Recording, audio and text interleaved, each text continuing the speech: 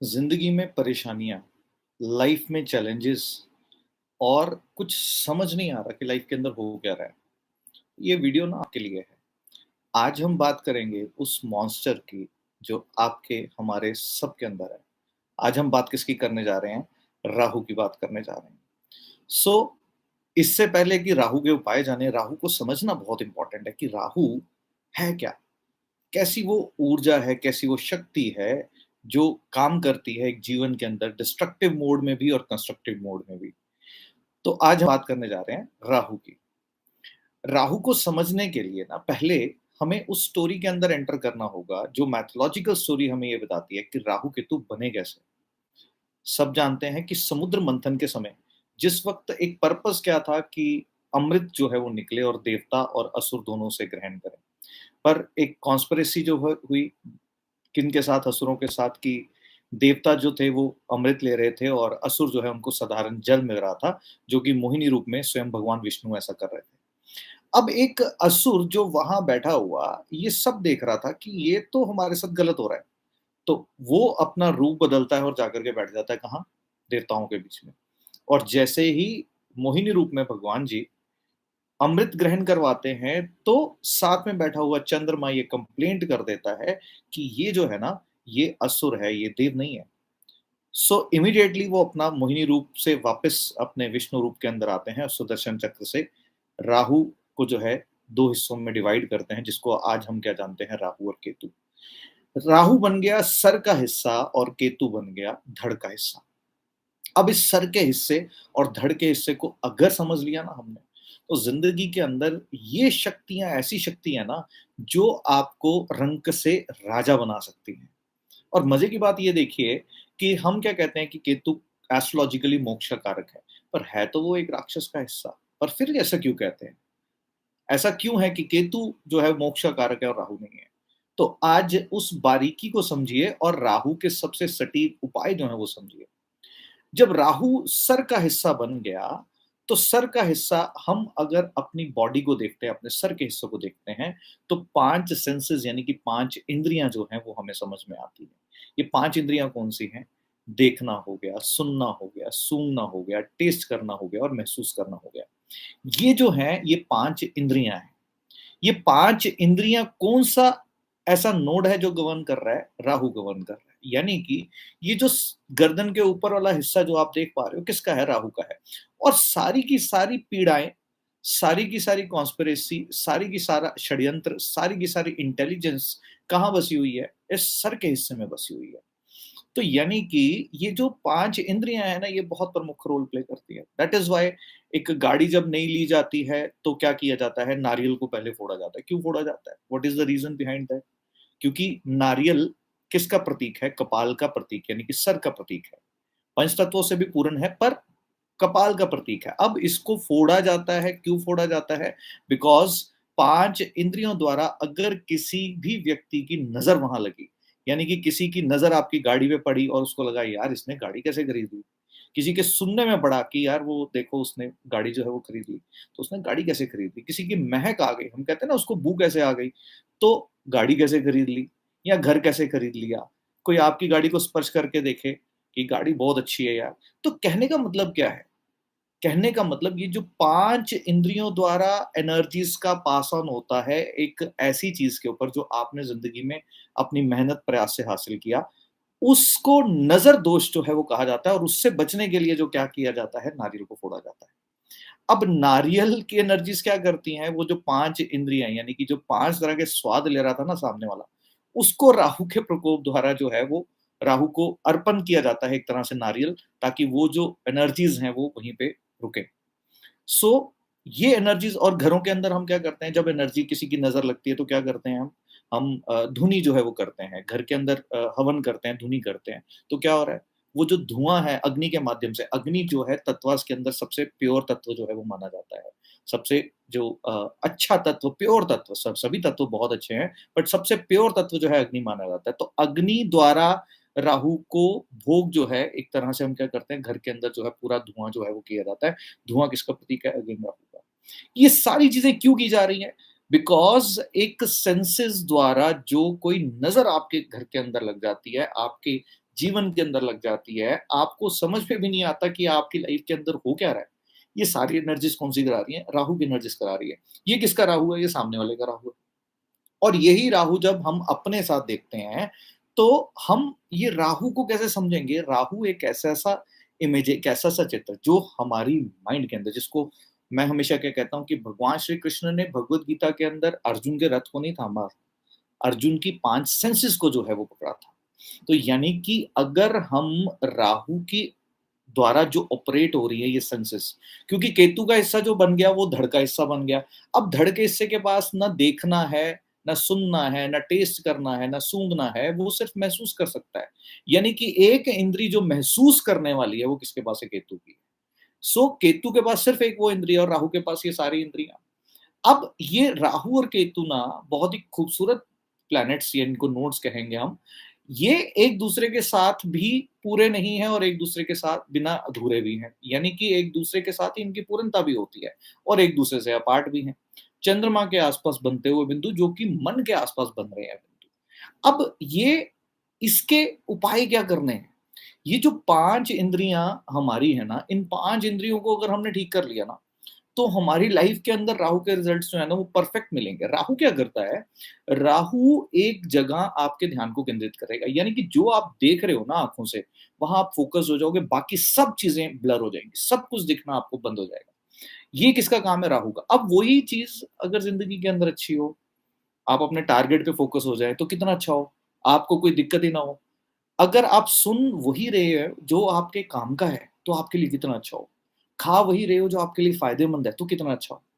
तो यही चीज़ें ना प्रोमिनेंट दिखती है। कुंडली के अंदर जब हम क्लाइंट कई बार आकर के बैठता है तो ये देखने को मिलता है, जिसकी भी नज़रें कभी देखोगे बैठे हुए ऐसे लेफ्ट राइट घूम रही है ना, समझ लेना राहु का लग्न के साथ कहीं न कहीं कोई न कोई संबंध है, जिसके कारण से उस व्यक्ति की नज़रें जो है बहुत ज़्यादा घूम रही हैं। जिसके कान बहुत तेज़ हो ना और हल्की-सी उसकी गर्दन हल्की-सी लेफ्ट साइड या राइट साइड टिल्ट होगी, उसके भी लग्न के साथ कहीं न कहीं राहु का संबंध होगा। तो ये बहुत छोटी-सी बारीकियाँ हैं, जो केवल और केवल एक व्यक्ति के हाव-भाव और चीज़ों को देख कर के जान ली जाती है। अब एक व्यक्ति अपनी लाइफ़ के अंदर कैसे आगे बढ़ता है, ये समझ लिया ना तो समझ में आएगा। नक्षत्रास के अंदर जो 27 नक्षत्र हैं, पहला नक्षत्र जो राहु को मिला ना, वो मिला आर्द्रा नक्षत्र। ये जो आर्द्रा नक्षत्र है कहाँ फ़ॉल करता है? ये जेमिनी राशि के अंदर फ़ॉल करता है, यानी कि किसकी राशि? मिथुन राशि, जो कि किस प्लैनेट की है? बुध की है। यानी कि बुध इज़ व्हाट? Our intelligence. हम अगर देखें कि हमारी अपब्रिंगिंग के टाइम हमारी जो गुरु ने हमें नर्चर किया, माता-पिता ने हमें जो नर्चर किया, क्या किया? गलत नहीं देखना, गलत नहीं सुनना, मतलब अच्छी चीज़ें खाओ। क्या ये क्या क्या चाह क्या था? माँ-बाप जो थे वो नर्चर कर रहे थे, गुरुजन जो थे वो नर्चर कर रहे थे, किसको? पर्सीव करने को। यानी कि ये 5 इंद्रियाँ तो किसकी हैं? राहु की हैं, राहु इसको ऑपरेट कर रहा है।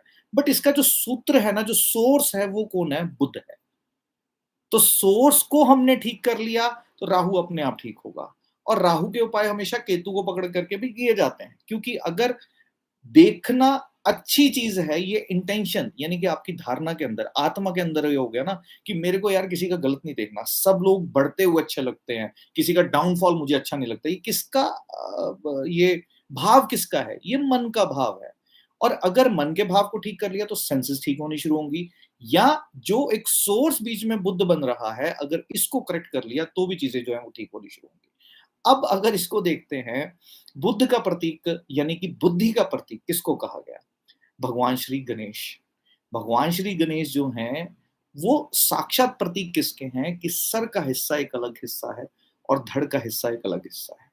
उनके बड़े कान, उनके दाँत, उनकी ट्रंक, उनकी बड़ी आँखें, ये सब कुछ ना कुछ बताती हैं। ये क्या बताती हैं कि इन्हें रिद्धि-सिद्धि का स्वामी कहा गया। और क्या होता है जब हम इन्हें ध्रुवे चढ़ाते हैं तो क्या होता है? राहु की एनर्जी शांत होती है। यानी कि ध्रुवें जब भी गणेश जी को चढ़ाई जाती हैं, तो ये जो 5 इंद्रियाँ, 5 सेंसेस आप देख रहे हो ना, जो राहु द्वारा जलती हैं, ये ठीक होनी शुरू होती हैं। और आप जब भी इसका उपाय जब शुरू करो, छोटा-सा उपाय, घर पे बैठे, कहीं नहीं जाना आपको, ध्रुव ले आओ और अपने घर में गणेश जी का एक चित्र जो है वो सामने रखिए। और डेली उसपे नियमित रूप से वेडनेसडे को शुरू करते हुए आप थोड़ी-थोड़ी ध्रुवें जो है वो चढ़ाते रहें और एक साथ वीक में अगर डेली उसको जल प्रवाहित करा सकते हैं बहुत अच्छा है, नहीं तो एक साथ इकट्ठा कर के जल प्रवाहित जो है हफ्ते-हफ्ते में करा दें। आप देखोगे आपकी लाइफ के अंदर ना आपकी सारी सेंसेस जो हैं वो सही होनी शुरू हो जाएँगी। आपको सारी चीज़ें लाइफ के अंदर क्लैरिटी से समझ में आनी शुरू हो जाएगी और सटीकता से आप जो है वो काम कर पाओगे। आपने सुना होगा कि ना अक्सर महिलाओं को पहले ज़माने में कहा जाता था कि बाल खुले नहीं छोड़ने। क्यों नहीं छोड़ने? और बाल टाई करना अपने आप में राहु का एक उपाय जो है वो माना गया कि जहाँ शिखा रखते हैं, वहाँ अगर बाल टाई किए जाएँ, तो राहु की एनर्जीज़ खराब नहीं होती। यानी कि वो पिट्यूटरी ग्लैंड जहाँ से इन्फॉर्मेशन सारी रिसीव होकर के आदमी अपनी लाइफ़ के अंदर प्रोसेसिंग यानी कि सबकॉन्शियस माइंड के अंदर डालता है। अगर वो कंट्रोल के अंदर रहता है, तो आप गलत देखोगे नहीं, आप गलत सुनोगे नहीं, आप गलत खाओगे नहीं, आप किसी की बू नहीं लोगे, आप किसी के अ, भाव को समझ पाओगे। ये सेंसेस की ये सारे जो उपाय हमारे ट्रेडिशन के अंदर चलते आए ना, ये सारे के सारे किसके हैं?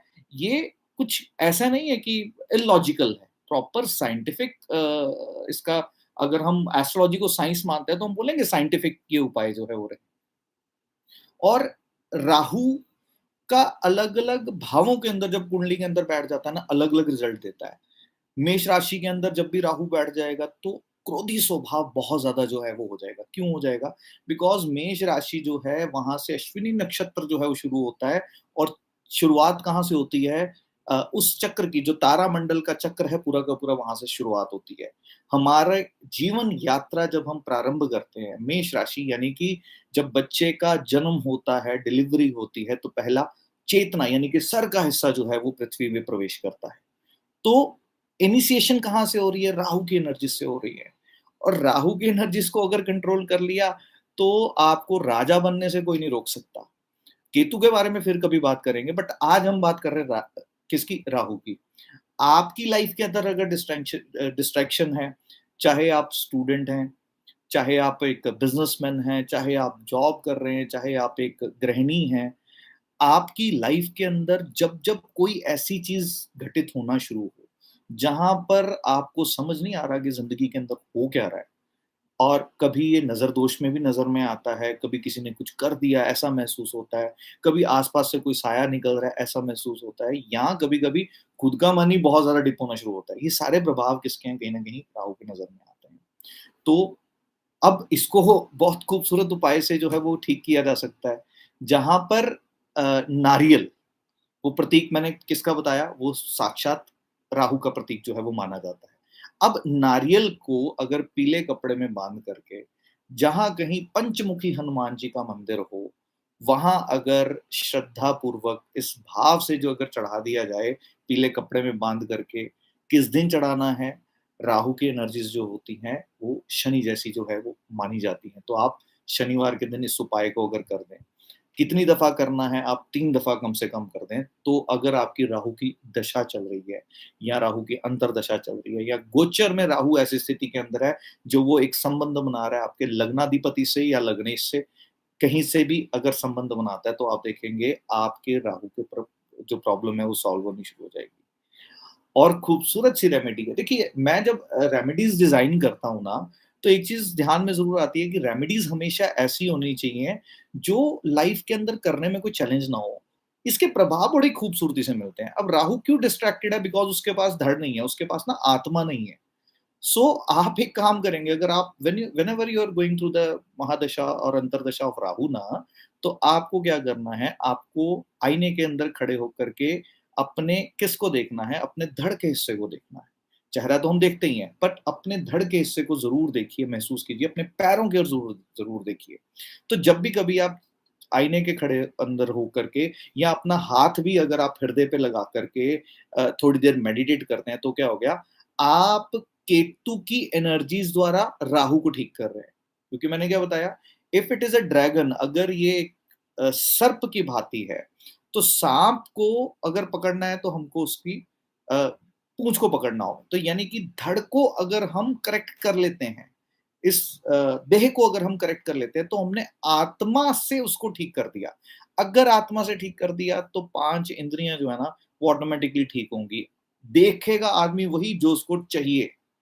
सुनेगा आदमी वही जो उसके मतलब की बात होगी, जो बिज़नेस की बात होगी, जो काम की बात होगी, जो ग्रोथ की बात होगी। ये सारी सेंसेस ना ऑटोमेटिकली करेक्ट होनी शुरू हो जाएंगी। राहु के बीज मंत्र ऐसे हैं, ऑफ कोर्स वो कर सकते हैं। एंड रुद्राक्ष के अंदर मेरा बहुत खूबसूरत अनुभव रहा कि आठ मुखी रुद्राक्ष जो है, ये बहुत खूबसूरती से हेल्प करता है अगर कभी भी राहु की परेशानियां जो है वो चल रही हो। ये अलग अलग तरीके से राहु अलग अलग घरों के अंदर, भावों के अंदर अलग अलग रोगों को अलग अलग रिजल्ट देता है। बट राहु, उन्हें से कहूंगा कि जब न्यूमरोलॉजी का लोग कोर्स करते हैं तो लोग अक्सर कहते हैं कि सर हमारा 4 नंबर है, हमारा 8 नंबर है, सारथी जी हम क्या करें। एक्चुअली में अगर आपको किसी भी नंबर की एनर्जीज को यूटिलाइज करना आ जाए तो आप देखेंगे कि कोई भी नंबर की एनर्जीज नेगेटिव तो है ही नहीं। अब ये कौन सा सर का हिस्सा, ये मॉन्स्टर कौन है जो आप थंबनेल में देख रहे हैं, ये मॉन्स्टर कौन है? ये मॉन्स्टर कोई और नहीं है, ये हम ही है। बट हमने अगर इसकी एनर्जीज को एक जगह चैनलाइज कर दिया, जैसे कि आपने एक कैमरा देखा होगा, कैमरे के अंदर एक पोर्ट्रेट मोड होता है। जिस पोर्ट्रेट मोड के अंदर क्या होता है कि आप जिस सब्जेक्ट के ऊपर फोकस कर रहे हो ना, केवल वही फोकस है, बाकी सारी चीजें ब्लर होगी। राहु का एग्जैक्ट वही काम है। राहु क्या करता है, आपको एक चीज पे केंद्रित करेगा। अगर नशे की ओर चले जाओगे तो नशे की ओर केंद्रित हो जाओगे, घर भूल जाओगे, फैमिली भूल जाओगे, बच्चे भूल जाओगे, सब भूल जाओगे। वहीं दूसरी ओर अगर राहु की एनर्जीज को हमने न्यूमरोलॉजिकली, एस्ट्रोलॉजिकली या वास्तु के तल पे भी करेक्ट कर लिया, अब आपकी एनर्जीज कहाँ जाएंगी? वहां जाएंगी जो आपको शिखर तक लेके जाएंगी। इसीलिए जितने भी जो पॉलिटिशियंस होते हैं, उनकी कुंडली में जब तक राहु नहीं अच्छा ना, तो वो सुप्रीम पोजीशन पे नहीं पहुंच सकते। क्योंकि राहु ही एक ऐसा एकमात्र प्लेनेट है जो, मैंने कहा, रंक से राजा बना सकता है। तो कोई भी पॉलिटिशियन है और उसकी कुंडली के अंदर अगर राहु की पोजीशन ठीक नहीं है, जितना मर्जी प्रयास कर ले, वो आगे लाइफ के अंदर बढ़ने के अंदर, मतलब एक पार्टी का कार्यकर्ता बन के रह सकता है, बट आगे नहीं बढ़ सकता। एक बॉलीवुड इंडस्ट्री की अगर हम बात कर लें, तो आप जानते होंगे कुछ एक्टर होते हैं, उनकी ना एक पर्टिकुलर एक एक्टिंग का ना एक पैटर्न रहता है। बट कुछ एक एक्टर ऐसे हैं, उनको जिस कैरेक्टर के अंदर उतारो, उस कैरेक्टर के अंदर जो है वो उतर जाते हैं। आप जस्ट मतलब आप इमेजिन भी नहीं कर सकते कि ये इतनी खूबसूरती से ये अदाकारी किसने जो है, जैसे नवाजुद्दीन सिद्दीकी की बात करते हैं, बोमन ईरानी की बात करते हैं, ये सारे ऐसे कैरेक्टर हैं जिनकी कुंडली में राहु जो है उत्तम रिजल्ट देता है, तो ही वो ऐसे कैरेक्टर के अंदर उतर सकते हैं, वरना वो नहीं उतर सकते। राहु बहुत खूबसूरत एनर्जी है। बहुत ही खूबसूरती से इसका उपाय जो है वो किया जाते हैं। स्वाति नक्षत्र के अंदर भी राहु की ऊर्जाएं जो है वो बनती है। तो बड़ी सारी चीजें हैं जो राहु हमारी जिंदगी के अंदर ऑपरेट करता है। हमें ध्यान रखना होगा बस ये छोटी छोटी सी रेमेडीज। अगर आप ये छोटी छोटी सी रेमेडीज करते हो, ज्यादा कुछ नहीं कर सकते, तो आप एक काम कर सकते हो, आप ग्रेफाइड ले लें। ग्रेफाइड को आप क्या करें, आपकी जो फ्लश होती है ना, जो टॉयलेट सीट होती है, किसकी एनर्जीज को बताती है? जब हम एस्ट्रो वास्तु की बात करते हैं, ये राहु की एनर्जीज है। तो आप कुछ भी नहीं कर सकते, पेंसिल की लेड ले लें बाजार से, स्टेशनरी की दुकान पे आप मिल जाती है, वो लेकर के आप सैटरडे से स्टार्ट करें और डेली एक लेड निकाल करके फ्लैश के अंदर डाल के उसको फ्लैश कर दें। आपकी राहु की एनर्जीज में वो ठीक होनी शुरू हो जाएंगी। ये बड़े खूबसूरत छोटे छोटे से उपाय हैं। अब ये उपाय किसी किताब में नहीं है, बट ये उपाय ऐसे से उपाय हैं जो अनुभव के साथ धीरे धीरे समझने को मिले कि राहु को अगर कंट्रोल करना है, या राहु की एनर्जीज को, मैं रादर देन ये वर्ड यूज करूंगा कि उसको बेस्ट चैनलाइज करना है, तो किस तरीके से करना है। तो ये वीडियो के बाद मैं केतु की वीडियो पे आऊंगा, क्योंकि केतु और राहु ना एक दूसरे के साथ मिले जुले हैं। एक को ठीक करना है ना, तो दूसरे को पकड़ना पड़ेगा, बिना उसके बाद जो है वो नहीं बनेगी। और फिर कभी हम नवग्रहों की बात करेंगे, नवग्रहों को एक साथ ठीक करना हो तो क्या उपाय है। तो ये बड़ी खूबसूरत सी यात्रा है। आप लोग जितने लोग भी यहाँ इस वीडियो को देखेंगे, ट्रिनिटी वास्तु का वर्ल्ड बियॉन्ड वास्तु करके एक ग्रुप है जो कि डिस्क्रिप्शन बॉक्स में होगा, उसमें ज्वाइन इन कीजिए। जितने लोगों के यहाँ प्रश्न आए हैं कि उनका कोई भी कंसर्न है, मैं वहाँ 1-to-1 लाइव सेशन जो है वो लेता हूँ, तो उसमें जो भी क्वेश्चन होते हैं उनको एड्रेस करता हूँ। यहाँ पर मैं सिर्फ इंफॉर्मेटिव वीडियोस जो है वो देने का प्रयास करता हूँ, जहाँ पर आप लोगों की नॉलेज के अंदर कोई ना कोई नाश हो। तो राहु के खूबसूरत से उपाय हैं, इनको कीजिए। एंड छोटी-छोटी चीज़ें जो हैं वो समझ में आनी शुरू होंगी कि कैसे अंक न्यूमरोलॉजी के अंदर 4 जो है 2022 जब आया तो क्या चीज़ें हो गई। 2020 सॉरी जब आया तो क्या चीज़ें हो गई। एक योग घटित हुआ जहाँ पे राहु की एनर्जी वायरस के रूप में हो गई। तो बॉडी के अंदर जितने भी ऐसे इम्बैलेंसेस हैं ना, जो समझ में नहीं आ रहे, किसके हैं? अगेन राहु के। ये सारी एनर्जीज़ किस-किस की हैं? राहु की। तो एक बस ये छोटे से उपाय कीजिए और आप देखिए आपकी राहु की एनर्जीज़ कैसे कंट्रोल होनी शुरू होंगी। सो अगली वीडियो में मिलूँगा केतु के एनर्जीज़ को लेकर के। तो केतु को जानेंगे और केतु को कैसे ठीक करना है उसके बारे में आप लोगों से बात करूँगा।